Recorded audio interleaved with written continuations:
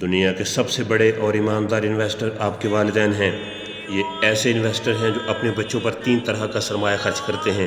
Number 1 مال و دولت، number 2 وقت یعنی اپنی ساری عمر، نمبر 3 اپنی جوانی عمر یعنی خوبصورتی، حسن و جمال، اپنی طاقت۔ اور یہ والدین ایسے انویسٹر یعنی سرمایہ کار ہیں کہ اپنا وقت، عمر، پیسہ اور اپنی سوچ و فکر سب قربان کرتے ہیں، وہ بھی بنا کسی لالچ کے۔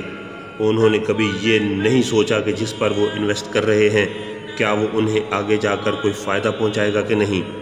بنا کسی فکر و فائدے کے وہ اپنے بچوں پر انویسٹ کیے جاتے ہیں اور کیے ہی جاتے ہیں، مگر آخر جب وہ زندگی کی بھاگ دوڑ اور آپ کی خواہشات کے محلوں کو تعمیر کر کے اپنی عمر کی اس منزل پر پہنچتے ہیں جہاں پر وہ اپنی ساری مضبوطی آپ پر قربان کر کے خود کمزور پڑ جاتے ہیں، بس پھر وہی سے ان کے دل میں ایک عاجزانہ سی خواہش جنم لیتی ہے۔ اور وہ خواہش پتہ ہے کیا ہے؟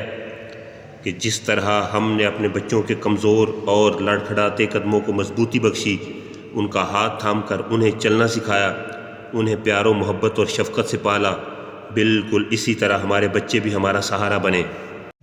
والدین کی عاجزانہ خواہشات: ہم چلنا بھول گئے ہیں، ہمیں چلنا سکھائیں۔ ہم کھانا بھول گئے ہیں، ہمیں کھانا کھلائیں۔ ہم جینا بھول گئے ہیں، ہمیں جینا سکھائیں۔ ہم ہنسنا بھول گئے ہیں، ہمیں ہنسنا سکھائیں۔ اگر خالص محبت سیکھنی ہے نا تو اپنے والدین سے سیکھیں۔ ایک نگاہ ان کی طرف اٹھا کر تو دیکھیں، آپ کو خود ہی اندازہ ہو جائے گا کہ آپ کو بناتے بناتے انہوں نے خود کو خاک کر لیا ہے اور بدلے میں آپ سے کوئی ڈیمانڈ نہیں۔ اسی کو تو کہتے ہیں سچی محبت، کہ خود کو فنا کر کے اپنی محبوب چیز کو زندہ رکھنا اور زندگی سنوارنے کی ہر ممکن کوشش کرنا، بنا کسی پرافٹ کے، بنا کسی لالچ کے۔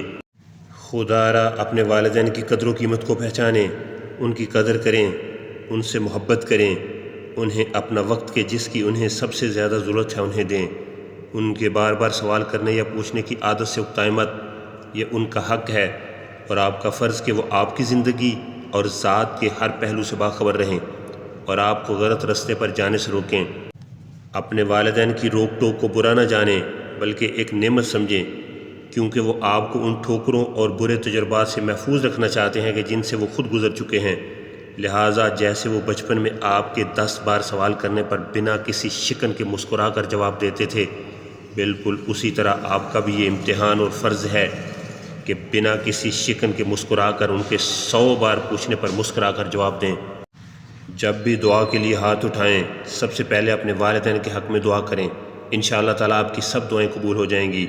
اگر آپ کے والدین حیات ہیں تب بھی، اور اگر وفات پا چکے ہیں تب بھی ان کے حق میں یہ دعا ضرور کیا کریں۔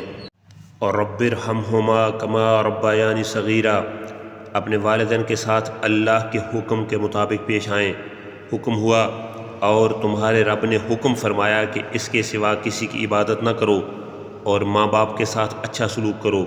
اگر تیرے سامنے ان میں سے کوئی ایک یا دونوں بڑھاپے کو پہنچ جائیں تو ان سے اف تک نہ کہنا اور انہیں نہ جھڑکنا اور ان سے خوبصورت نرم بات کہنا، اور ان کے لیے نرم دلی سے عاجزی کا بازو جھکا کر رکھ اور دعا کر کہ اے میرے رب تو ان دونوں پر رحم فرما جیسا ان دونوں نے مجھے بچپن میں پالا۔